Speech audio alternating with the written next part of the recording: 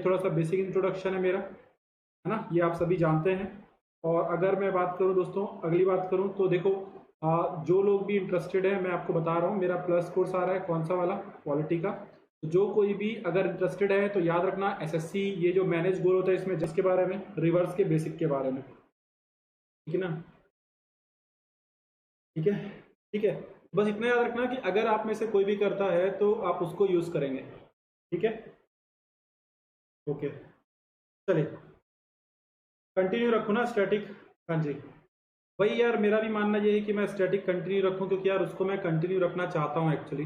But बस मैं यही सोच रहा था कि आप बच्चे उसमें इंटरेस्टेड है या नहीं, क्योंकि अगर बच्चे ही इंटरेस्टेड नहीं है तो फिर यार वो मज़ा नहीं आएगा ना, बस इसलिए, और कोई बात नहीं है। अभी हम लोग मैप भी देखेंगे उसका सब कुछ। बट यहाँ पर एक बात सुन लेना पहले ढंग ढंग से आप लोग। देखो गाइस, ये मुझे बताना ज़रूरी है कि ये 11 जुलाई डेट है, और ये वर्ल्ड पॉपुलेशन डे के दिन मैं लॉन्च कर रहा हूँ, ठीक है, ये मुझे बताना ज़रूरी है। और दूसरी बात, अगर जो बच्चे क्वेश्चन पूछते हैं कि क्या सर पॉलिटी कभी यूट्यूब में नहीं होगा, तो यार ऐसा नहीं है, बिल्कुल होगा। बट पहले यार ज्योग्राफी हो जाने दो, क्योंकि एक सब्जेक्ट में छोड़ करके दूसरा स्टार्ट नहीं कर सकता, एक एक करके सारे करेंगे, सारे सब्जेक्ट होंगे, यहाँ भी होंगे वहाँ भी होंगे। वॉइस अब तो बेटर होनी चाहिए यार, ठीक है ना। हाँ अभी ठीक हूँ यार, थैंक यू यार, थैंक यू गाइस ना, अभी बेटर हूँ मैं, है ना, उस समय यार अजीब सा था मुझे। आई होप यार अभी सही आ रही होगी साउंड, है ना, सभी लोगों को, ठीक है। तो याद रखना कि सब कुछ होगा, यूट्यूब में भी होगा, बिल्कुल होगा, बट यार अगर जल्दी करना है तो आप लोग यूज कर सकते हैं। चलो अब मैं सेशन को स्टार्ट कर रहा हूँ। चलो दोस्तों, हाँ जी, अब मैं सेशन को स्टार्ट कर रहा हूँ, तो आप लोग सारे के सारे लोग हेडिंग डाल सकते हैं किसके बारे में, ड्रेनेज सिस्टम ऑफ इंडिया। और यहाँ पर याद रखना, एक काम करते हैं, पहले इंडिया का ना मैप भी ले आता हूँ रिवर्स वाला, उसके बाद, क्योंकि उस मैप की भी अपन लोग यूज करने वाले, तो मैं अभी से मैप भी ले आता हूँ, ताकि हमारा क्लास का जो सेशन है वो बिल्कुल भी डिस्टर्ब ना हो, ना, सेशन बिल्कुल भी डिस्टर्ब ना हो। तो इसका मैं यूज करने वाला हूँ थोड़ी देर में, बट उसके पहले मैं आपको बेसिक्स बताऊंगा, और उसके बाद हम लोग एक एक करके सब कुछ देखने वाले हैं। चलो स्टार्ट करते हैं दोस्तों, है ना, बिना किसी देरी के स्टार्ट करते हैं पूरा का पूरा सेशन। चलो वॉइस इज ओके यार, काम कर रहा हूँ, धीरे धीरे वॉइस अच्छी हो जाएगी। और दोस्तों अब यार फ्रेंड्स, हमारा जो टॉपिक है वो है ड्रेनेज सिस्टम। सिंपल अगर मैं बात करूँ दोस्तों, तो अपन रिवर पढ़ने वाले हैं। सिंपल शब्दों में अगर मैं कहूँ तो हम लोग क्या पढ़ने वाले हैं, रिवर्स पढ़ने वाले हैं। Drainage system of India, drainage system of India, drainage system of India, Hindi में क्या बोलते हैं, भारत का प्रवाह तंत्र, भारत का प्रवाह तंत्र। और मैं आपको बता दूं दोस्तों, ये जो टॉपिक है ना, इसको एक बार ढंग से कर लो, ये आपके बहुत काम आएगा, क्योंकि ये स्टैटिक जीके भी बहुत कवर करता है, जैसे कि कौन सा डैम कहाँ पर है, समझ पा रहे हो, है ना, ये सब कुछ यहाँ पे आपको कवर हो जाएगा। तो एक बहुत अच्छा टॉपिक है ये ड्रेनेज सिस्टम ऑफ इंडिया, और मैं इसको बहुत सुकून से पढ़ाता हूँ। और मैं ये भी बोलता हूँ कि अगर आप में से कोई बच्चा इंटरेस्ट लेगा तो उसको बहुत मजा आएगा इस टॉपिक में। मैं पूरा बेसिक बताऊंगा और फिर मजे से अपन लोग पूरा का पूरा टॉपिक पढ़ेंगे। तो चलो स्टार्ट करते हैं, drainage system of India, Bharat का प्रवाह तंत्र। पर उससे पहले मैं आपको कुछ पॉइंट समझाऊंगा, और वो सारे पॉइंट आई होप कि आप सारे बच्चे समझने की कोशिश करेंगे। सबसे पहले ये रिवर जा रही है, सपोज करो, मान लेना दोस्तों ये एक रिवर है, ये एक रिवर है, यानी कि ये एक नदी है, ठीक है। अब देखो, जहां से रिवर निकल रही है, जहां से रिवर निकल रही है, इसी को अपन लोग बोलते हैं रिवर का सोर्स। क्या बोलते हैं, रिवर का सोर्स। तो आगे से मैं अगर बोलूं कि रिवर का सोर्स ये है, तो किसी के मन में डाउट नहीं आना चाहिए, पहली बात, ठीक। अब सपोज करो एक नदी आकर के इसमें मिल जा रही है, ये देखो, ये नदी का डायरेक्शन देखो, ये आके मिल जा रही है, ये एक नदी और आकर के मिल जा रही है, इसको मैं बोल देता हूं दोस्तों ए, और इसको मैं बोल देता हूं बी, ठीक है। तो ध्यान से देखो, ये जो नदी है ना येलो वाली, ये जो रिवर्स है येलो वाली, ये मेन रिवर की क्या कर रही है, हेल्प कर रही है। किस चीज में हेल्प कर रही है, पानी देने में, वाटर देने में, है ना। जस्ट सैनी, अगर मैं बात करूं को पंजाब स्टेट की आप बात करें, कोई भी स्टेट हो जाए यार, ठीक है ना, इंडिया का जीएस हमेशा सेम रहेगा, ठीक है। अभी इसमें हम लोग पंजाब के बारे में काफी कुछ पढ़ भी रहे हैं और पढ़ते भी जाएंगे, ठीक है, हाँ जी। तो सारी बातें हम लोग करेंगे एक एक करके।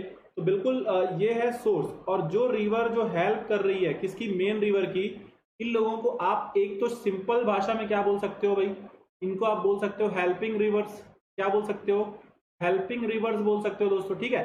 बट अच्छे वर्ड्स में इन्हीं को हम लोग बोलते हैं ट्रिब्यूटरीज। तो आज के बाद से हम लोग इनको क्या बोलेंगे, ट्रिब्यूटरी बोलेंगे, ना कि हम लोग इनको क्या बोलेंगे, हेल्पिंग रिवर्स बोलेंगे। Both are same. और अगर यहाँ पे कोई हिंदी मीडियम वाला बच्चा है तो ट्रिब्यूटरी को अपन क्या बोलते हैं, सहायक नदी, है ना।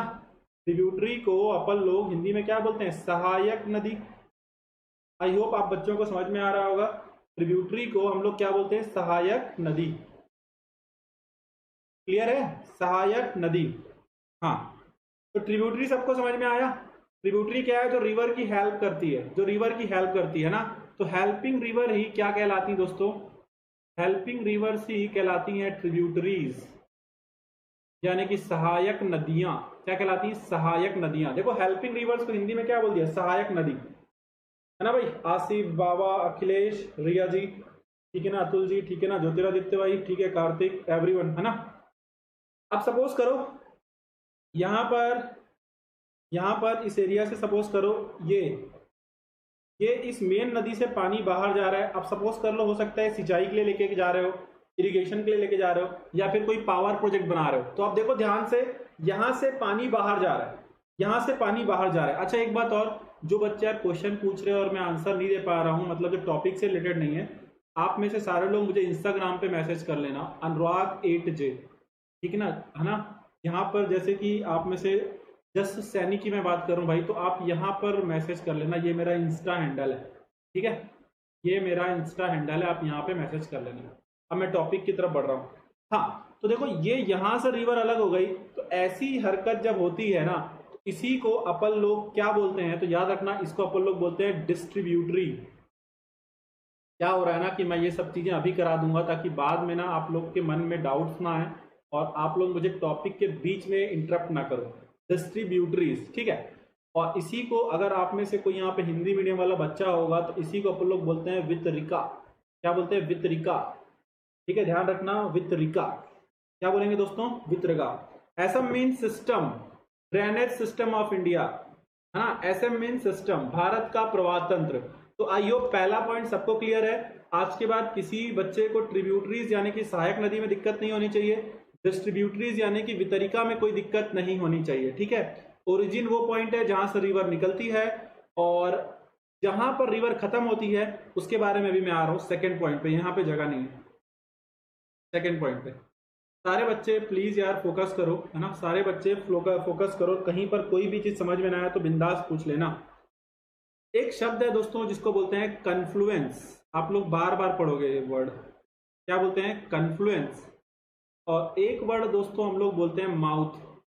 वैसे इसको नॉर्मल हम लोग सेम भी बोल देते हैं अगर मैं आसान भाषा में बात करूं, पर अगर आप ब्रॉडली क्लासीफाई करोगे तो डिफरेंस होता है, ठीक है। माउथ का मतलब क्या होता है दोस्तों, माउथ का मतलब क्या होता है पहले समझो। माउथ का मतलब क्या होता है, अभी मैं रिवर्स के बेसिक पढ़ा रहा हूं क्योंकि बहुत जरूरी है। जब कोई रिवर जिस पॉइंट पे जा करके ज्वाइन करती है, किसको ज्वाइन करती है, तो बोलो सर, ज्वाइन करती है सी को, यानी कि समुद्र को, या फिर ओशियन को, उसको अपन लोग बोल देते हैं माउथ। क्योंकि आजकल ये सब पूछने लगा है, सी क्या है, ओशियन क्या है, सॉरी आपका माउथ क्या है, कन्फ्लुएंस क्या है। और कन्फ्लुएंस हम लोग नॉर्मली उसके लिए यूज करते हैं जब कोई रिवर ज्वाइन करती है इसको, अनदर रिवर को। जब कोई रिवर ज्वाइन करती है अनदर रिवर को, सपोज करो यमुना नदी किसमें जाके मिल जाती है, गंगा में, तो क्या हो गया, कन्फ्लुएंस हो गया। माउथ का मतलब मैंने क्या बताया, माउथ का मतलब मैंने बहुत सिंपल बताया कि सपोज कर लो कौन सी नदी, इंडस यानी कि सिंधु नदी ले लो, वो जाकर के कहाँ गिर जाती है, अरेबियन सी में गिर जाती है, अरब सागर में गिर जाती, तो वो माउथ हो गया, ठीक है ना। इंग्लिश में तो ये वर्ड है, पर हिंदी में दोनों सेम ही है ना, ठीक है। आई होप आप सभी बच्चों को कन्फ्लुएंस का मतलब समझ में आ गया होगा, माउथ का मतलब भी समझ में आ गया होगा। अब यहाँ पर जितने सिविल वाले बच्चे हैं उनके लिए क्वेश्चन है, आप मुझे बताओ व्हाट इज वाटरशेड, क्योंकि फोर्थ पॉइंट मेरा यही है, व्हाट इज वाटरशेड, वाटरशेड क्या है। जो बच्चे इस टॉपिक से दूर भाग रहे हैं, याद रखना वो सिलेक्शन से दूर भाग रहे हैं। मैं आपको बेसिक बता रहा हूं तो कुछ लोग सोच रहे होंगे कि सर इतना डीप मत जाओ भाई, जान लो यार बेसिक, है ना, एक टॉपिक पढ़ो और खत्म करो उसको हमेशा के लिए। व्हाट इज वाटरशेड बताओ, सिविल वाले बच्चे, सिविल वाले बच्चे बताएं वाटरशेड क्या होता है भाई, वाटरशेड क्या होता है। हिंदी वाले बच्चे याद रखना, कन्फ्लुएंस और माउथ का मतलब आप ये समझ लेना कि कन्फ्लुएंस मतलब वो जगह है जहां पर एक नदी है जो दूसरी नदी को ज्वाइन कर लेती है। इसका एग्जैक्ट हिंदी मुझे देखना पड़ेगा। और माउथ की बात करूं तो ये वो पॉइंट है जहां पर कोई नदी जाकर के समुद्र को समुद्र में या फिर महासागर में मिल जाती है। कंटूर, कंटूर जो आप बता रहे हो वो करेक्ट है। मैं बात कर रहा हूँ वाटरशेड की। कंटूर आप एकदम करेक्ट बता रहे हो, मेमे गॉड। हाँ यार सुरेश, हिटमैन, हाँ वैली लाइन की तरह जैसा आप बोल सकते हो इसको एक। मैं बेसिक इसलिए करा रहा हूँ यार क्योंकि ज़रूरी है भाई, मेरा मन नहीं मानेगा ना, मेरा मन नहीं मानता ना, दिक्कत तो इसी बात की है। चलो बात करते हैं, व्हाट इज वाटरशेड, है ना। देखो, एन एरिया, ध्यान से समझना, एक एक चीज समझाऊंगा। N area of highland, Rohit भाई आप सही थे बट मैं इसको एक सिंपल बताना चाहूंगा। एन एरिया ऑफ हाईलैंड, है ना, सराउंडिंग,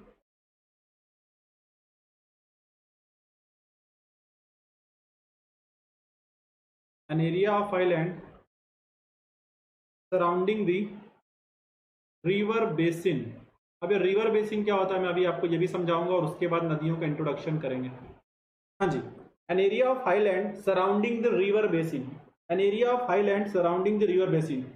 आरजू जी ने क्या बताया sir, basic, the area which contribute significantly water to river, बिल्कुल सही बात है। आप ये, आप इसको आप ऐसे बोल सकते हो कि सिंपल भाषा में ये बोल दो कि सपोज करो ये रिवर फ्लो हो रही है और इसके चारों तरफ जो हाईलैंड वाला एरिया है, ठीक है ना।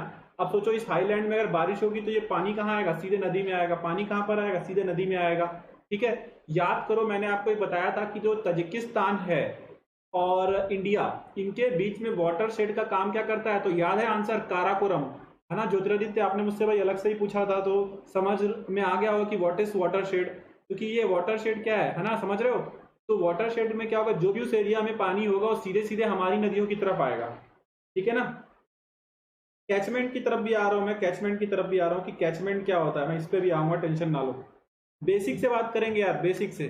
तो वाटरशेड सबको समझ में आया, बेसिकली क्या है, रिवर के आसपास सराउंडिंग का जो हाईलैंड एरिया होता है उसी को अपन क्या बोलते हैं, वाटरशेड बोलते हैं। क्या बोलते हैं, वाटरशेड बोलते हैं। नेक्स्ट चलते हैं। अच्छा एक बात और, जितने भी बच्चे हैं टेंशन मत लो, ये एग्जाम में नहीं आता नॉर्मली, बट मैं यार इसलिए एक्सप्लेन कर रहा हूँ, क्यों, क्योंकि बेसिक्स हो जाएंगे ना तो आपको दिक्कत नहीं होगा। और आप लोग जब क्या दोगे, टेक्निकल का भी जो पेपर देते हो ना, तो उसमें भी जो सिविल वाले हैं उनको ये क्वेश्चन दिख जाएगा। और आप लोग जो बच्चे हैं जिनको बिल्कुल रिवर रटना पड़ता, रटना नहीं पड़ेगा, इतना बता दे रहा हूँ कि आपके दिमाग में नदियां छप जाएंगी। समझ पा रहे हो क्या, आप सबके दिमाग में नदियां छप जाएंगी, बस पूरे लेक्चर को सुनना है। क्या करना है, पूरे लेक्चर को सुनना है, बीच में जो भागेगा वो जाने भाई, है ना। अगर आप लोग चाहते हो कि रिवर वाला टॉपिक आपका बहुत अच्छा हो जाए तो पूरे लेक्चर को सुनना है। चलो आगे देखते हैं, नेक्स्ट पॉइंट, नेक्स्ट पॉइंट की तरफ चलते हैं, नेक्स्ट पॉइंट की तरफ चलते हैं। एक छोटा सा नोट, और यहाँ पे अपन रिवर बेसिन को देखेंगे।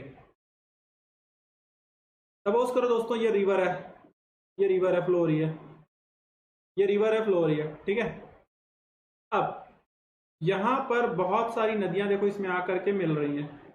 नदियां बोल सकते हो या ग्राउंड वाटर का पानी बोल सकते हो, ये आकर के मिल रहा है, ठीक है।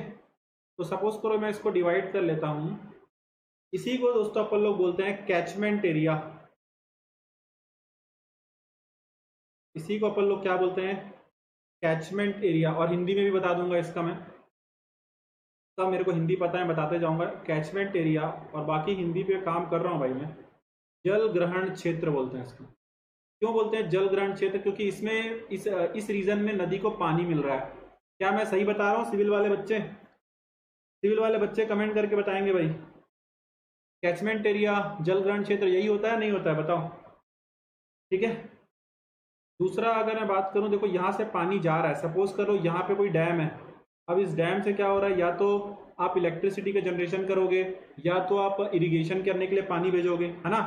ऐसे एरिया को हम लोग बोलते हैं कमांड एरिया। ऐसे एरिया को हम लोग क्या बोलते हैं, कमांड एरिया। ऐसा एरिया क्या कहलाता है, कमांड एरिया, जिसको आप हिंदी में क्या बोल देते हो, सिंचाई क्षेत्र। जिसको आप लोग हिंदी में क्या बोल देते हो, सिंचाई क्षेत्र। क्या सारे बच्चों को समझ में आ रहा है, मेमे गॉड, हाँ जी। आरजू, आकाश, देखो मैं सिंप्लीफाई करने की कोशिश कर रहा हूँ आसान भाषा में, थोड़ा बहुत यार जान लो, ठीक है ना। उसके बाद क्योंकि यार हम लोग तो बिल्कुल घुस जाएंगे अपनी रिवर्स वाले टॉपिक्स में, ठीक। चलो, यहाँ तक की सबको बात समझ में आ गई। अब ये जो पूरा रीजन है, ये पूरा है, यही कहलाता है रिवर का बेसिन। ये पूरा रीजन क्या है? ये रिवर बेसिन है। ये पूरा रीजन ही क्या कहलाता है? River basin. ये पूरा रीजन ही कहलाता है river basin. Jyotiraditya, Kartik, Atul, okay, ठीक है। अब एक बात सुनो, अब मेरी बात सुनो, अभी तक मैंने जो पढ़ाया ये एग्जाम में नहीं आएगा। अभी तक मैंने जो पढ़ाया ये ज्योग्राफी के एग्जाम में नहीं आएगा, आपके एसएससी के एग्जाम में नहीं आएगा। तो सवाल ये उठता है कि पढ़ाया क्यों? इसलिए पढ़ाया कि आपके लिए सिंपल हो जाए, बस इसलिए। आप चाहो तो इतना तक छोड़ सकते हो, आपके किसी काम का नहीं, ठीक है। बट जो सिविल वाले बच्चे हैं उनके काम आ जाएगा। चलो, अब मैं अगली बात करता हूँ। तो यहाँ पे एक अगला नोट है और ये बहुत ज्यादा इंपॉर्टेंट है। आप लोग कमेंट में इसका आंसर देने की कोशिश करना। वाटरमैन ऑफ इंडिया किसे कहा जाता है? वाटरमैन ऑफ इंडिया किसे कहा जाता है? मैं बीच बीच में आपके कमेंट भी देखता जाऊंगा। वाटरमैन ऑफ इंडिया किसे कहा जाता है? सारे बच्चे कमेंट में बताएं कि किस बंदे को वाटरमैन ऑफ इंडिया कहा जाता है। वाटरमैन ऑफ इंडिया कहा जाता है। आरजू, विपिन, बताएं मुझे वाटरमैन ऑफ इंडिया किसे कहा जाता है दोस्तों?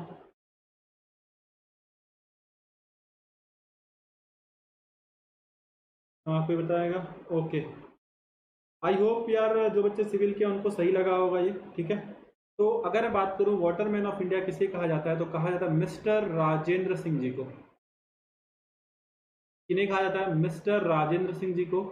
और ये बंदे जो हैं ये बिलोंग करते हैं राजस्थान की एक जगह से जिसका नाम है अलवर। और इन्होंने वाटर शेडिंग को लेकर के, पानी को जल ग्रहण करने के लिए, वाटर को बचाने के लिए, है ना, कंजर्वेशन के लिए बहुत काम किया है। किसने? राजेंद्र सिंह ने, ठीक ना। मिहिर सेन, अरे नहीं भैया, वाटरमैन ऑफ इंडिया, है ना, Waterman of India Rajendra Singh, Alwar के हैं ये। कहाँ के हैं ये? अलवर के हैं। और इनके बारे में अगर मैं बात कर रहा हूं तो इनको प्रेस्टीजियस स्टॉकहोम स्टॉकहोम प्राइज भी मिला हुआ है ना। क्या मिला इनको? प्रेस्टीजियस स्टॉकहोम कहाँ की कैपिटल ये बताओ तो मुझे। प्रेस्टीजियस स्टॉकहोम वाटर प्राइज मिला था इनको 2015 में। और ये नोबेल के बराबर माना जाता है वाटर कंजर्वेशन में, है ना। और इसीलिए दोस्तों इनको कहा जाता है वाटरमैन ऑफ इंडिया। तो स्टॉकहोम वाटर प्राइज जो है इसको नोबेल के बराबर माना जाता है वाटर कंजर्वेशन में। तो बताओ वाटरमैन ऑफ इंडिया कौन? तो आंसर हो जाएगा मिस्टर राजेंद्र सिंह फ्रॉम अलवर। और अलवर कहाँ पर है? राजस्थान। हाँ जी ज्योतिरादित्य, तो बिल्कुल सही। स्टॉकहोम कहाँ की कैपिटल है? तो बिल्कुल सही बताया भाई आपने, क्योंकि ये सब पता होना चाहिए। स्टॉकहोम है स्वीडन में। स्टॉकहोम कहाँ पर है? स्वीडन में। चलो, इतनी बातें हो चुकी हैं। रिवर बेसिन क्या होता है आप जान चुके हो। और अब समय आ चुका है कि इंडियन रिवर्स में एंट्री लेने का। इंडियन रिवर्स में एंट्री लेने का समय बिल्कुल आ चुका है। और चलो देखते हैं। हाँ जी, चलें सारे बच्चे। एक छोटा सा नोट बहुत लिखवाता हूं मैं, ठीक है, काम के ना हमारे। तो नियर अबाउट, ये याद मत रखना, near about 4000 big and small reverse हैं इंडिया में। Near about 4000 big and small reverse हैं। कहाँ पर दोस्तों? इंडिया में। ये बस एक बार ऐसे रीड करने के लिए इंपॉर्टेंट बिल्कुल नहीं। पॉइंट नंबर 1 बताना मेरा काम है, मैं बता रहा हूँ। पॉइंट नंबर 2, जिसमें से 23 रिवर्स ऐसी हैं जो मेजर रिवर बेसिन बनाती हैं। ये रिवर बेसिन क्या होता है, मेजर रिवर बेसिन क्या होता है, मैं आपको भी समझा दूंगा, ठीक है। और अगर मैं बात करूं, जो 200 नदियां हैं वो क्या बनाती हैं? माइनर रिवर बेसिन बनाती हैं। ये आपके एग्जाम में नहीं आएगा। अब ये मत बोलना कि सर पढ़ा क्यों रहे हो भाई, थोड़ा सा जान लो, ठीक है। 23 क्या बनाती है? Major river basin. और 200 क्या बनाती है? Minor river basin. बट ये वाली जो पॉइंट मैंने आपको यहाँ पढ़ाया है, इसको आप भूलोगे तो पाप पड़ेगा, क्योंकि ये एग्जाम में आएगा, ठीक है। इसको भूलोगे तो पाप पड़ेगा क्योंकि ये एग्जाम में आएगा। हाँ जी, हाँ। तो अब रिवर बेसिन क्या होता है? ये मैंने आपको बताया, बट ये मेजर रिवर बेसिन क्या होता है, माइनर रिवर बेसिन क्या होता है, इतना जान लो। और उसके बाद सीधे हम लोग कूद पड़ेंगे कहाँ, हमारे टाइप्स ऑफ रिवर्स में, इंडिया में जो नदियां बहती हैं उसकी तरफ कूद पड़ेंगे, ठीक है ना। हाँ जी, तो मेजर है लगभग 23, ठीक है, और 200 क्या है माइनर, अकॉर्डिंग टू एनसीईआरटी। ठीक, अभी होता क्या है, इसकी तरफ बढ़ते हैं, इसको पढ़ लेते हैं। देखो, एक होता है माइनर रिवर बेसिन, सेकेंड होता है मीडियम रिवर बेसिन, ठीक है, हाँ जी, और थर्ड क्या होता है, major river basin, major river basin. अब इसमें डिफरेंस क्या ये जान लो, और सीधे टॉपिक की तरफ, सीधे टॉपिक की तरफ, है ना यार, टाइम पास नहीं कर रहा हूँ यार, है ना, जिसको भी लग रहा हो, मेरा बस ये काम है कि मैं आपको अच्छा कंटेंट दे पाऊँ। अगर कोई रिवर बेसिन जो होता है वो less than 2000 square kilometre area में फैला हो तो वो माइनर होता है, ठीक है। 2000 से लेकर के 20,000 स्क्वायर किलोमीटर में अगर कोई रिवर का बेसिन फैला हुआ है तो मीडियम है, ठीक। और अगर मैं बात करूं मोर देन 20,000 स्क्वायर किलोमीटर में अगर किसी रिवर का बेसिन है तो उसको अपन लोग क्या बोलते हैं, मेजर रिवर बेसिन बोलते हैं। उसको अपन लोग क्या बोलते हैं, मेजर रिवर बेसिन बोलते हैं। तो दोस्तों ये था कुछ बेसिक्स, और अब इन्हीं बेसिक का इस्तेमाल करके हम आगे बढ़ेंगे।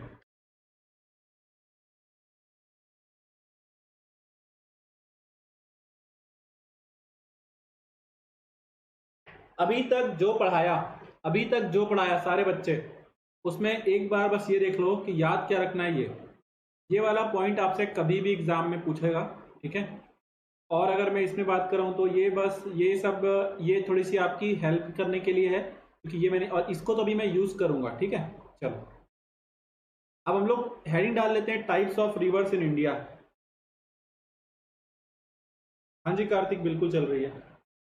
चलो अब हम बात करेंगे किसके बारे में, टाइप्स ऑफ रिवर्स। किसके बारे में बात करेंगे, टाइप्स ऑफ रिवर्स के बारे में, ठीक है ना। टाइप्स ऑफ रिवर्स के बारे में बात करने में जा रहा हूं, ठीक है, टाइप्स ऑफ रिवर्स के बारे में। चलो तो हेडिंग डाल लेते हैं इंडियन रिवर्स।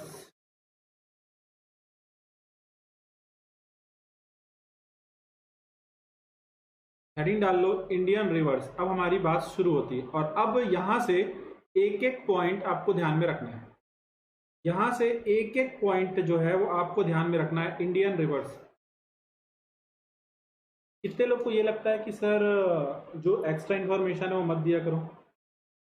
कितने लोग को लगता है कि एक्स्ट्रा इन्फॉर्मेशन नहीं देनी चाहिए? आप लोग मुझे कमेंट पे बताओ। कितने लोग को लगता है कि एक्स्ट्रा इन्फॉर्मेशन नहीं देनी चाहिए, जैसे अभी मैंने जो दी? कितने को लगता है कि सर ये सब मत दिया करो, आप सीधे मतलब मेन पॉइंट पढ़ा दिया करो? कितने लोग को लगता है बताओ, तो फिर मैं उसी हिसाब से चलूँ। अगर आप चाहते हो कि मैं इसी तरीके से कवर करूं तो आप बताओ, अगर आपको लगता है कि मैं इस तरीके से कवर ना करूं तो भी आप बता सकते, ठीक है ना। बताएं मुझे। चलो मैं अब अपनी फर्स्ट रिवर स्टार्ट कर रहा हूं, और फर्स्ट रिवर जो है एक एक करके मैं पढ़ाऊंगा, हिमालयन रिवर। फर्स्ट टाइप की जो रिवर्स हैं वो क्या है दोस्तों, हिमालयन रिवर्स, ठीक है ना। बिल्कुल बिल्कुल, रिया, आकाश, रोहित, सचिन, बाबा, अनकेश, सचिन, अखिलेश, कार्तिक, आकाश, विकास, सौविक, मेमेगॉड, काजल, अतुल, मुकेश, ओके डन। चलो हिमालयन रिवर्स, हिंदी मीडियम वाले बच्चे इनको बोलते हैं हिमालयी नदियां। क्या बोलते हैं, हिमालयी नदियां, ठीक है। लिख नहीं रहा हूं, बताते जा रहा हूं। हिमालयन रिवर्स को हिंदी मीडियम वाले बच्चे क्या बोलेंगे, हिमालयी नदियां। तो अब हम लोग इसको पढ़ लेते हैं। सबसे पहले इन नदियों का सोर्स क्या है। सोर्स मतलब हिंदी में बोलते हैं स्रोत। सोर्स मतलब हिंदी में क्या बोलते हैं, स्रोत। तो देखो इनका स्रोत क्या हो सकता है, मतलब वाटर कहाँ से लाती हैं नदियां, ठीक है। एक तो इनका सोर्स होता है, क्योंकि मैंने आपको हिमालय इसीलिए पढ़ाया है कि हिमालय में आपको क्या मिलते हैं, ग्लेशियर। ग्लेशियर मतलब बर्फ की चट्टानें, जिनको अपन हिंदी में क्या बोलते हैं, हिमनद। और जब ये बर्फ की चट्टानें पिघलती हैं, हाँ जी हिमाद्री जी, जब ये बर्फ की चट्टानें पिघलती हैं तो इन्हीं से निकलती नदियां जैसे कि गंगा हो गई, यमुना हो गई, है ना। ठीक है, तो हाँ जी आरजू जी, तो मेरे ख्याल से ये वाला पॉइंट आप सबको समझ में आ गया होगा। जैसे गंगा हो गई, यमुना हो गई, इसी तरीके से इन नदियों को पानी मिलता है रेनफॉल से भी, जो बारिश होती है वो भी इनको पानी देती है। ठीक है, इसी तरीके से जो ग्राउंड वाटर आता है ना, जो ग्राउंड वाटर आता है, जो जमीनी पानी आता है, वो भी यार इन लोगों को क्या देता है, पानी प्रोवाइड कराता है। वो भी इन लोगों को क्या प्रोवाइड करता है, पानी प्रोवाइड करता है। तो अब बताओ इनको, अब मुझे बस इतना बताओ यार, मुझे एक्नॉलेजमेंट चाहिए। एक्नॉलेजमेंट मतलब क्या है, मैं अगर कुछ पूछ रहा हूं तो उसका आपको आंसर देना है भाई, है ना। टू वे कम्युनिकेशन होना चाहिए मेरी क्लास में। ओके आरजू, अनीता गुड इवनिंग, ठीक है, ज्योतिरादित्य जितना मिले। ओके चलो देखो, अब आप मुझे एक बताओ, ग्लेशियर जो है ये साल भर इससे पानी निकलेगा या नहीं निकलेगा, पहले बताओ मुझे। ग्लेशियर से साल भर पानी निकलेगा नहीं निकलेगा? एक एक बच्चे को कमेंट करना है, ग्लेशियर से साल भर पानी निकलेगा नहीं निकलेगा, बर्फ की चट्टानों से, जो मैंने पढ़ाई थी, गंगोत्री यमुनोत्री, बताओ। ग्लेशियर से साल भर पानी निकलेगा नहीं निकलेगा, ये बताओ। दूसरा मुझको ये बताओ कि रेनफॉल क्या साल भर पानी देगा क्या? क्या ग्राउंड वाटर साल भर पानी देगा क्या? मुझे बताओ, क्या ग्राउंड वाटर साल भर पानी देगा? क्या रेनफॉल साल भर पानी देगा? क्या ग्लेशियर साल भर पानी देगा? तो हाँ, सारे बच्चे बिल्कुल सही है, ग्लेशियर से साल भर पानी मिलेगा, ग्लेशियर से साल भर पानी मिलेगा। रेनफॉल सीजन में होती है, रेनफॉल सीजन में होती है, बिल्कुल, है ना। हाँ बिल्कुल सही दोस्तों। और जो ग्राउंड वाटर होता है, ये जब तक इस सोर्स में पानी है तब तक पानी आता रहेगा, है ना। तो एक एक बच्चे को तीनों बातें क्लियर है ना। तो ग्लेशियर से पानी साल भर है, रेनफॉल से कुछ समय के लिए है, और ग्राउंड वाटर से भी हमेशा के लिए, जब तक ग्राउंड वाटर से सोर्स खत्म नहीं हो जाता। Everyone okay dear, okay guys, ठीक है। अब देखो, अब देखो ध्यान से, तो ऐसी नदियों में क्या होगा, अगर मैं हिमालयन रिवर्स की बात कर रहा हूं तो देखो, एक भी पॉइंट अगर आप लोग को लगे कि सर मजा नहीं आ रहा या फिर क्लियर नहीं, तो कमेंट कर लेना, है ना। तो ऐसी रिवर्स में आप बोल सकते हो कि जो वाटर होता है, जो पानी होता है ना, वो क्या होता है, वो फ्लो करता है, वो फ्लो करता है थ्रू आउट द ईयर, है ना। थ्रू आउट द ईयर मतलब साल भर पानी इन नदियों में बहता रहेगा। जैसे कि गंगा ले लो, साल भर पानी रहता है, क्यों? क्योंकि देखो, बारिश बंद हो गई तो क्या हुआ, ग्लेशियर से पानी मिल रहा है, समझ पा रहे हो, ग्राउंड वाटर से पानी मिल रहा है। हाँ जी, हाँ जी रिया जी, मैं अभी बताऊंगा एक एक करके, टेंशन मत लीजिएगा, जब मैं मैप बनाऊंगा ना तो मैं सब बताऊंगा, है ना। मैं एक एक करके बताऊंगा, जितना मैं पूछूं वहीं तक चलो, अभी अभी उसके आगे मत जाइए, ठीक है ना। अरे एक बात बताओ, जो ग्लेशियर है वो बर्फ की चट्टानें हैं, जब वो मेल्ट होंगी धीरे धीरे, है ना, तो उससे क्या होगा, उससे पानी ही तो आएगा, ठीक है ना, उससे क्या आएगा, पानी तो आएगा, है ना। अनीता जी 5 PM पे, ठीक है ना, 5 PM पे, और मैं जस्ट रिवर स्टार्ट कर रहा हूँ, जस्ट रिवर स्टार्ट कर रहा हूँ, ठीक, चलो, है ना।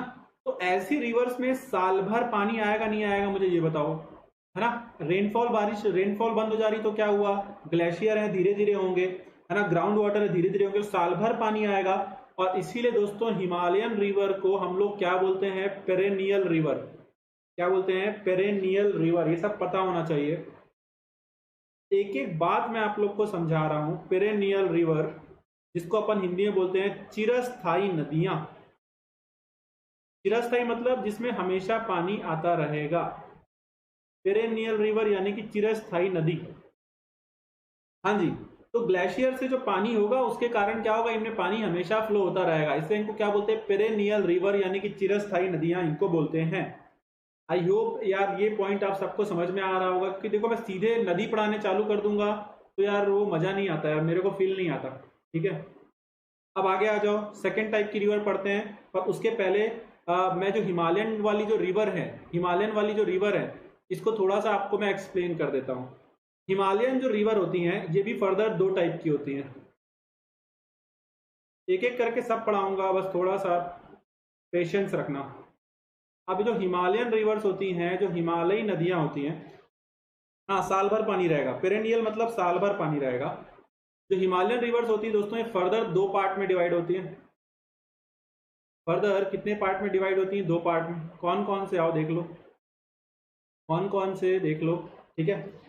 एक क्या होता है दोस्तों, एक होता है एंटीसीडेंट, ध्यान से देखना, एक होता है एंटीसीडेंट,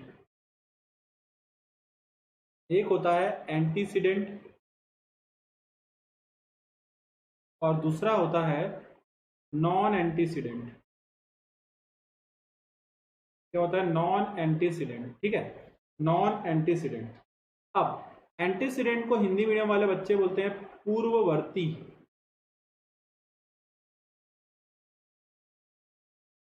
एंटीसीडेंट की अगर मैं बात कर रहा हूं तो इसको हिंदी मीडियम वाले बच्चे क्या बोलते हैं? पूर्ववर्ती, ठीक है, क्या बोलते हैं? पूर्ववर्ती। तो अगर नॉन एंटीसीडेंट हो जाएगा तो इसको क्या बोल देंगे? गैर पूर्ववर्ती, गैर पूर्ववर्ती। अब बेसिकली है क्या, समझो, समझो ध्यान से। Older than Himalaya, older than Himalaya है ये नदियां, और ये नदियां क्या होती हैं दोस्तों? ये होती हैं यंगर देन हिमालय। क्या समझते हैं हम लोग इससे? समझो, देखो, एंशियंट समझते हैं? एंशियंट, एंशियंट का मतलब होता है प्राचीन। मतलब क्या कि जैसे कि मैं आपको एग्जांपल लिख के बताता हूं, जैसे कि सपोज करो एक रिवर लिखता हूं इंडस, हिंदी मीडियम वाले बच्चे इसको बोलते हैं सिंधु, ठीक है। इसी तरीके से एक रिवर लिखता हूं सतलुज, एक रिवर लिख देता हूं, कौन सी? सतलुज, ठीक है। तो जब अगर आप लोग को जब मैं मैप दिखाऊंगा, और एक काम करता हूं मैं अभी थोड़ी सी उस मैप की हेल्प ले लेता हूं, क्योंकि उससे मेरे को आपको एक्सप्लेन करने में ज़्यादा हेल्प मिलेगी, उससे मुझे आपको एक्सप्लेन करने में ज़्यादा हेल्प मिलेगी, और कल की क्लास जब होगी ना तो देखना आपको मज़ा आने वाला है बहुत ज़्यादा। अब देखो ध्यान से, देखो सारे बच्चे ध्यान से, ये यहाँ पर दोस्तों आपके क्या है, ये हिमालय वगैरह है, ये ध्यान देना सारे बच्चे, ये इस रीजन में आपको पूरे हिमालय वगैरह मिलते हैं, ठीक है ना, ये अपन लोग पढ़ चुके हैं, ठीक है, ये पूरा पढ़ चुके हैं। पर ये देखो सिंधु नदी कहाँ से आ रही? हिमालय के पीछे से आ रही है, ये देखो, ये सिंधु नदी आ रही हिमालय के पीछे से आ रही है, दिख रहा है। और ये यहाँ से सतलुज नदी आ रही है, ये भी कहाँ से आ रही? हिमालय के पीछे से आ रही है। कहाँ से आ रही? हिमालय के पीछे से आ रही है। इसका मतलब क्या है? ये ऐसी नदियां हैं जिनका हिमालय से रिलेशन नहीं है, पर ये हिमालय के बनने के पहले से हैं, और इनको हिमालयन रिवर इसलिए बोलते हैं क्योंकि हिमालय को कट करके आ रही है। देखो ध्यान से, ये जो सिंधु नदी है ये किसको कट करके आ रही है? हिमालय को। ये जो सतलुज नदी ये भी किसको कट करके आ रही है? हिमालय को।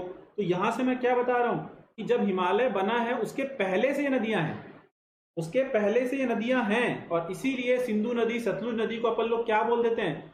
एंटीसीडेंट रिवर्स, यानी कि ओल्डर देन हिमालय, हिमालय से भी पुरानी है।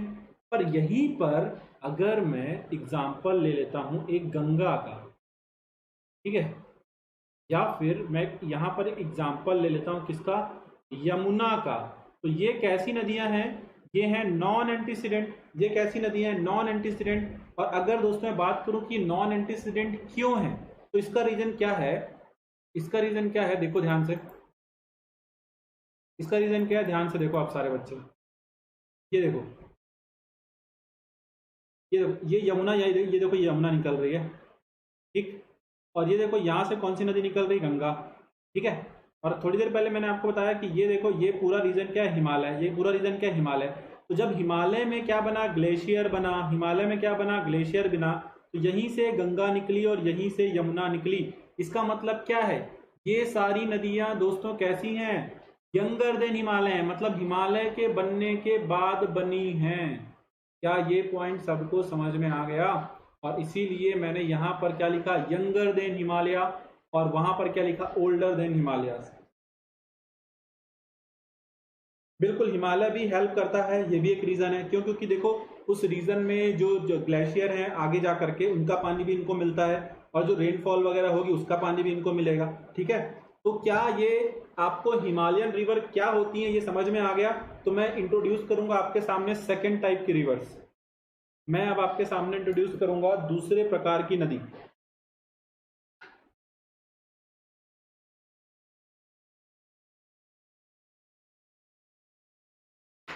ओके, आरजू, अखिलेश, ठीक है, ज्योतिरादित्य, अनिकेश, कार्तिक, ओके, ठीक है। चलो सेकंड टाइप की रिवर्स पढ़ते हैं। फर्स्ट टाइप की रिवर तो हमने पढ़ ली, और फर्स्ट टाइप की रिवर थी हिमालयन रिवर। आ जाओ सेकंड टाइप की रिवर। सेकंड टाइप की नदी को हम लोग बोलते हैं पेनिनसुलर रिवर्स। सेकेंड टाइप की नदी को हम लोग बोलते हैं पेनिनसुलर रिवर्स, जिसको अपन हिंदी में बोलते हैं प्रायद्वीपी नदियाँ। क्यों बोलते हैं ये भी बताऊंगा। जैसे वहां पर मैंने बताया कि उनको हिमालयन रिवर्स क्यों बोलते हैं।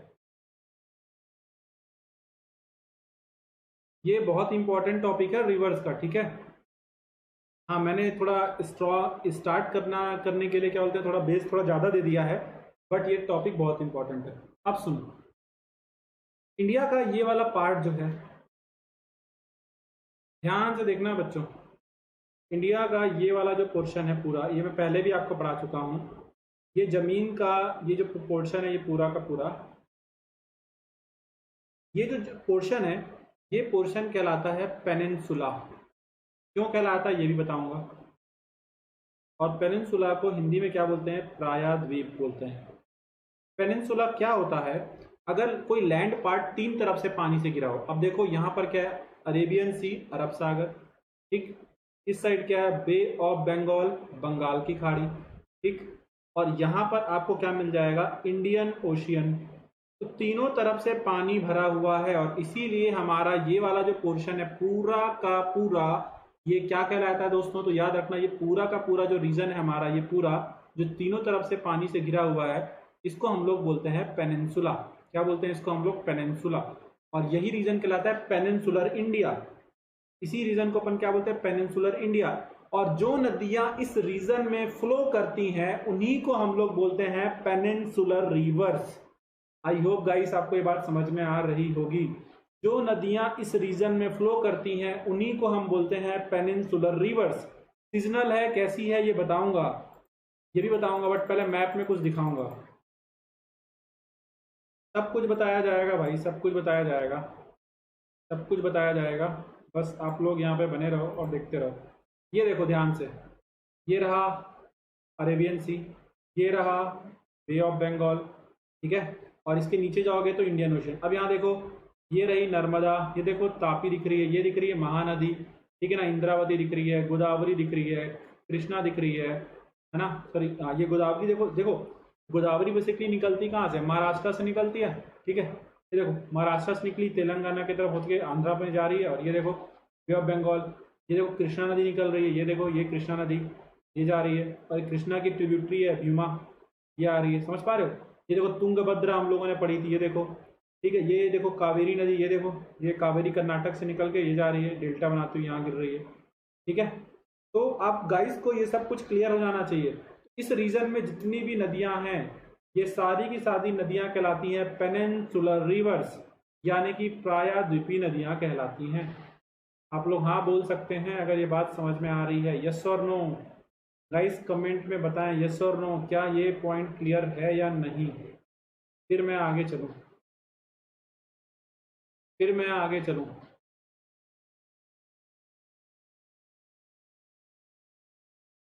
ध्यान देना आप, हाँ जी, थ्री वाटर है, ध्यान देना आप सारे बच्चे।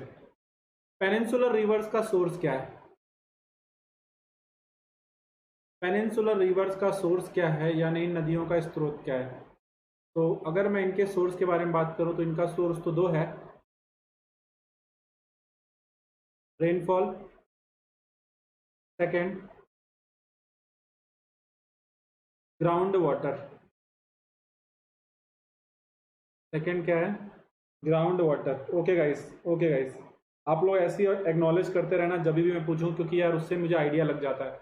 चलो, अब दोस्तों एक बात हमसे समझ में आ चुकी है कि क्योंकि रेनफॉल कुछ समय के लिए होती है, रेनफॉल कुछ समय के लिए होती है, और ग्राउंड वाटर में इतना ज़्यादा पानी नहीं होता कि जो नदी जो एक स्टेट से निकल रही है, वो कई सारे स्टेट होने के बाद जाकर के समुद्र में गिर रही है, कि वहां तक पानी पूरा सस्टेन कर जाए, वहां तक पानी बचा रहे। बात समझ पा रहे हो। ग्राउंड वाटर के पानी में इतना ज़्यादा नहीं है कि भाई ये पूरे एरिया में रहे। मतलब क्या, अगर आपको हर एरिया में पानी भरा होना चाहिए, तो आपको क्या चाहिए, रेनफॉल या तो हमेशा होती रहे, या फिर आपको ग्लेशियर जैसा कुछ चाहिए, जो कि यहाँ पे हो रहा है क्या, नहीं हो रहा है। और इसलिए दोस्तों ऐसी जो नदियां होती हैं, ये ड्राई होने लगती हैं।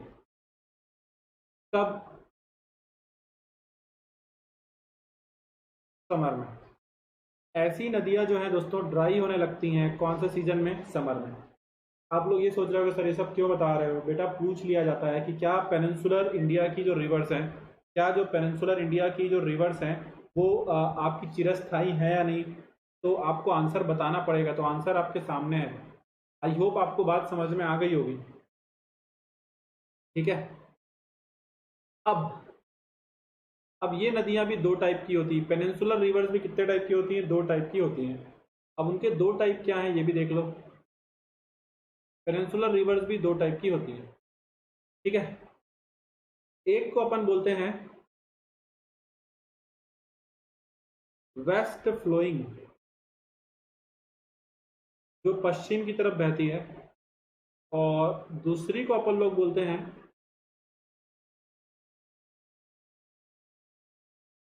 East flowing.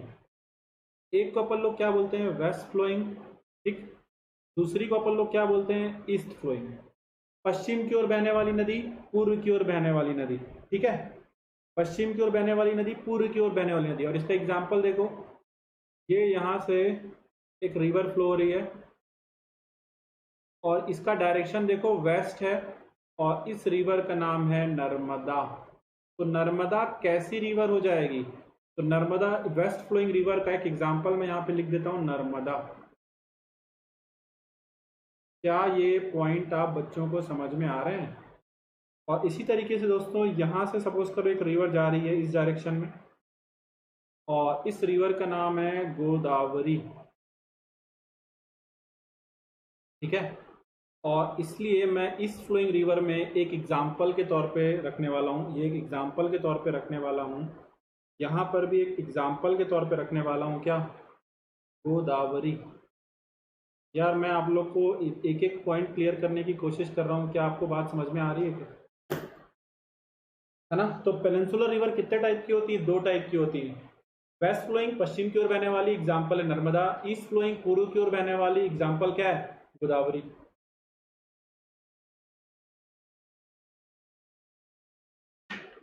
All clear. चलो, थर्ड टाइप की जो रिवर्स होती है उनको भी देख लेते हैं। आ जाओ। ये बेटा ऐसे कोई ये पढ़ाता नहीं है ऐसे, है ना। ये जो मैं पढ़ा रहा हूँ ना, इंलैंड विनलैंड, ये सब कोई ऐसे पढ़ाएगा नहीं आपको, इतना मैं आपको बोल सकता हूँ। चलो, अब बात करते हैं किसके बारे में, इनलैंड रिवर्स। क्यों, क्योंकि ना हम लोग क्या करते हैं नॉर्मली ना दो टाइप की रिवर्स पढ़ते हैं और इसको अपन लोग छोड़ देते हैं, पर ये वाली क्वेश्चंस में आ जाती हैं, और इसमें से एसएससी जेई में बहुत बार पूछा गया है। क्या पूछा गया ये बता दूंगा, इनलैंड रिवर्स। और अगर मैं इनलैंड रिवर्स के बारे में बात करूं तो इसको अपन हिंदी में क्या बोलते हैं ये मैं आपको बता देता हूं, क्योंकि कुछ बच्चों को नहीं तो दिक्कत हो जाएगी आगे चल के। अंतर्देशीय नदियां।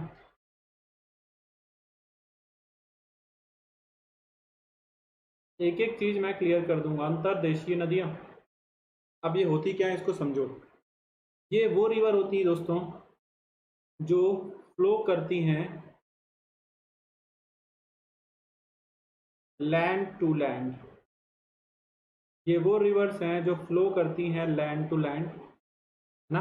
ये वो रिवर्स हैं जो फ्लो करती हैं जो लैंड टू लैंड, और ये कभी भी दे डोंट ज्वाइन, ये कभी भी ज्वाइन नहीं करती किसको, सी को यानी कि समुद्र को, या फिर ओशियन को।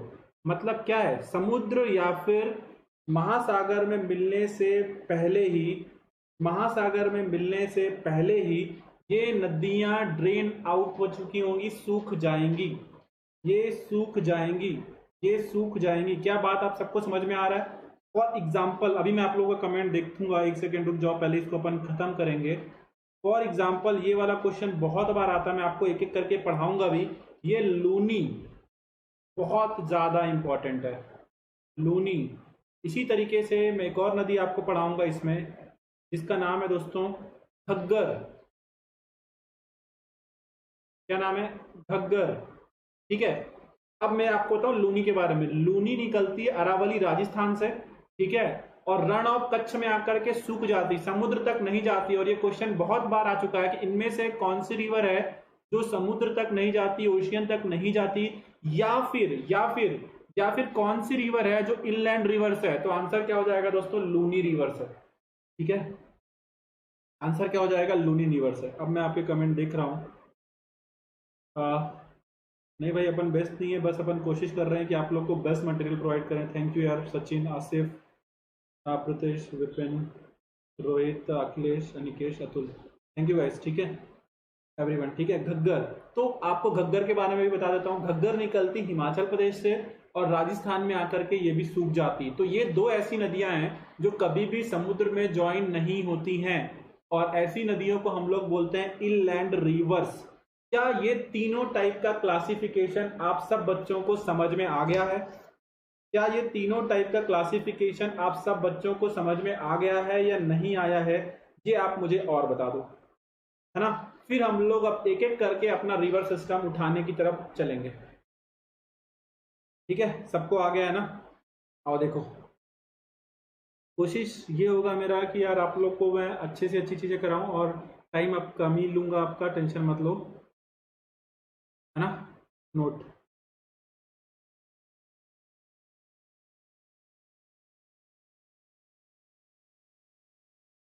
2 नंबर पे क्या लिखा है कार्तिक, एक सेकेंड, 2 नंबर पे क्या लिखा है भाई?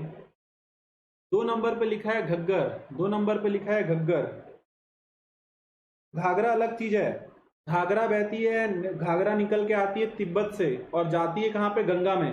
और घग्गर निकलती है हिमाचल से और जा करके कहाँ पे खत्म हो जाती है, राजस्थान में। Both are two different rivers, both are two different river. ठीक है ना, क्लास 6 बजे के आसपास तक खत्म हो जाएगी। ठीक है ना, आज का मैं पूरा भी बेसिक करा दूं, अभी अगला पॉइंट बहुत इंपॉर्टेंट है, क्योंकि है ना। और कल से हम लोग एक एक रिवर उठाना चालू कर देंगे, जैसे कि गंगा रिवर सिस्टम, ये रिवर सिस्टम, वो रिवर सिस्टम, सब। आ जाओ। अब बहुत इंपॉर्टेंट नोट है ये, बहुत ज्यादा इंपॉर्टेंट नोट है, ठीक है, बहुत ज्यादा इंपॉर्टेंट नोट है। आ जाओ देखते हैं क्या है।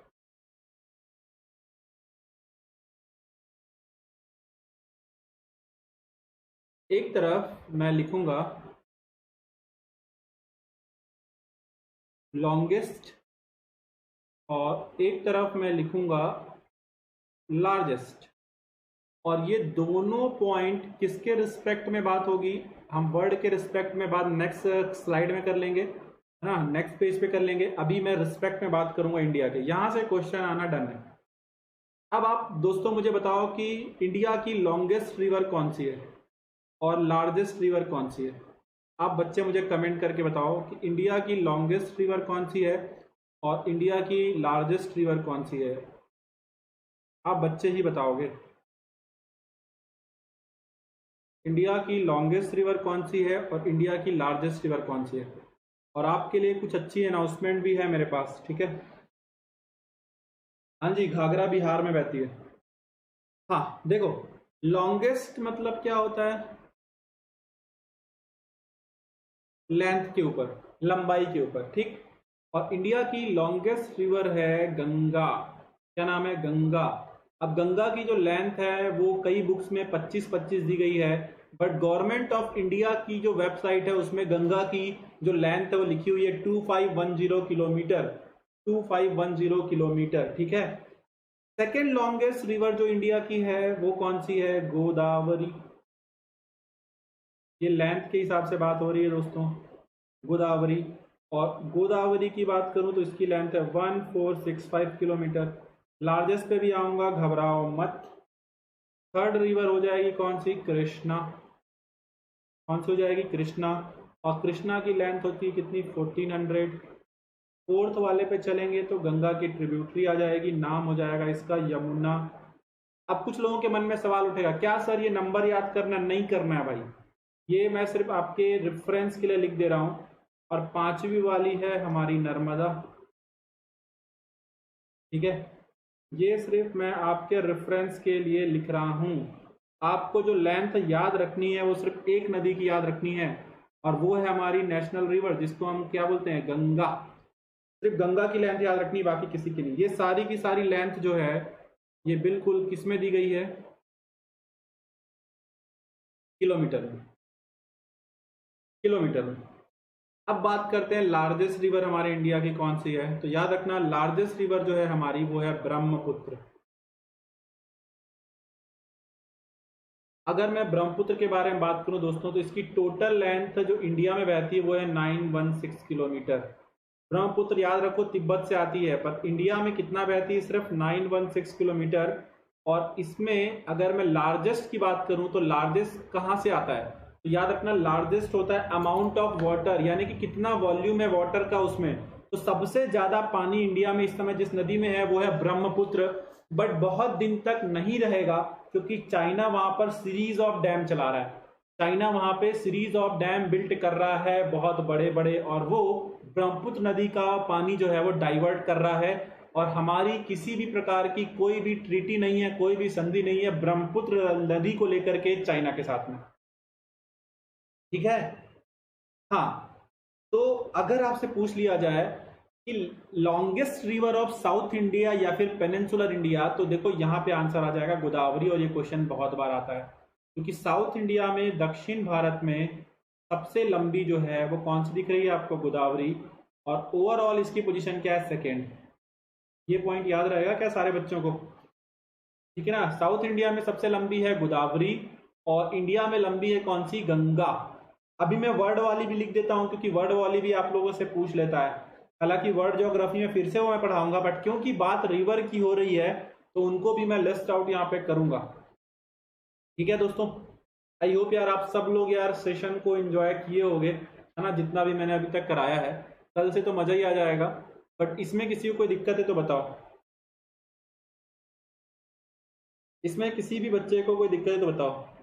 हाँ जी, मोदी जी को संधि करनी चाहिए, बिल्कुल करनी चाहिए।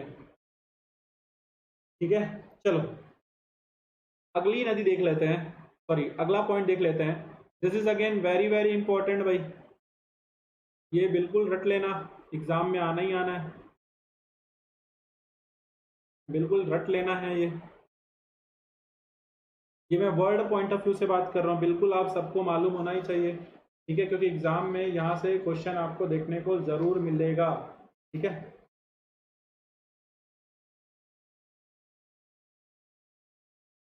पाकिस्तान कर लिया, इंडिया हमसे पीछे ही रहेगा।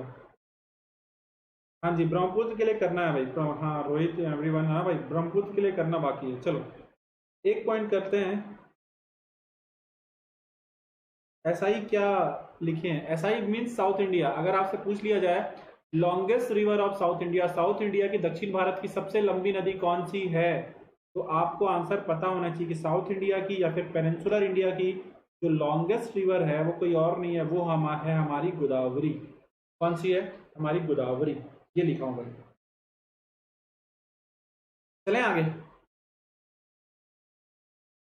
इसी तरीके से अगर पूछ लिया जाए लॉन्गेस्ट रिवर ऑफ वर्ल्ड, तो आंसर क्या हो जाएगा, नाइल या फिर नील। और नाइल या फिर नील नदी के बारे में बात करूं तो ये कौन से कॉन्टिनेंट में फ्लो करती है, अफ्रीका। और मैं आपको आगे जाकर के बताऊंगा ये सहारा डेजर्ट से होकर के जाती है, सहारा डेजर्ट यानी कि सहारा के मरुस्थल से होकर के जाती है। ठीक है, सेकेंड पॉइंट, तीन पॉइंट इसमें लिखने वाले हम लोग आज। Largest river of world, largest river of world, विश्व की सबसे बड़ी नदी। अगर ये क्वेश्चन आया तो क्या बताओगे? हाँ जी आकाश, बिल्कुल इजिप्ट, इजिप्ट को आपके क्या बोलते हैं भाई, गिफ्ट भी बोलते हैं रिवर नाइल का, बिल्कुल इजिप्ट से होकर के जाती है। ठीक है, नाइल नदी अफ्रीका में। अब उसके बाद बात किया लार्जेस्ट रिवर ऑफ वर्ल्ड, तो आंसर हो जाएगा अमेजोन। ठीक है, और ये फ्लो करती है कहाँ पर, साउथ अमेरिका में। ये कहाँ पे फ्लो करती है, साउथ अमेरिका में। कहाँ पे फ्लो करती है, साउथ अमेरिका में। ठीक है, मैं जानबूझ के कॉन्टिनेंट भी लिख दे रहा हूँ, हालांकि मैं आपको कॉन्टिनेंट में अलग से पढ़ाऊंगा अभी, टेंशन मत लेना। अच्छा ये कहाँ गया यार, ठीक ठीक, मैंने दो दो पेज ले लिए थे। पॉइंट नंबर 3,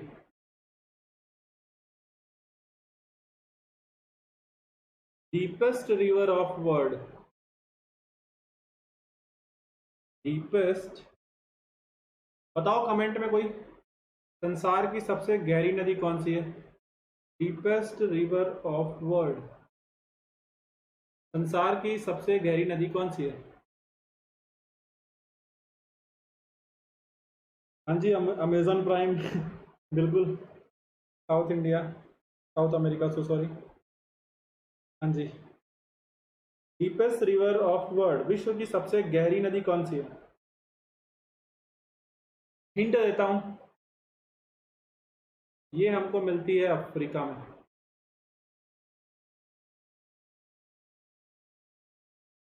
अरे ट्रेंच अलग चीज है अंकित भाई, ट्रेंच कहाँ पे होता है पता है? पानी में होता है भाई। मरियाना ट्रेंच जो है वो अर्थ का डीपेस्ट प्लेस है, ठीक है।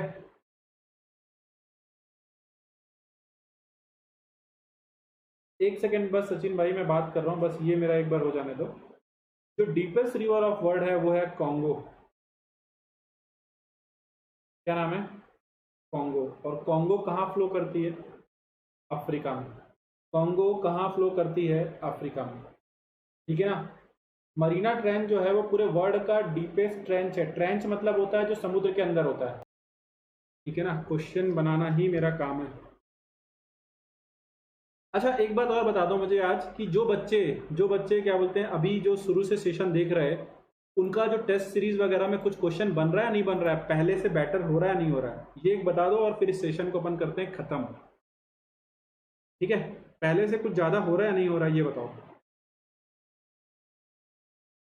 ठीक है। और मैं क्योंकि अब इस सेशन को कर रहा हूँ खत्म, आप लोग कमेंट कर देना, फिर अपन लोग मिलते हैं अब नेक्स्ट क्लास में, ठीक है। चलो जैसा भी हो मुझे बता देना। चलो थैंक यू गाइस ना।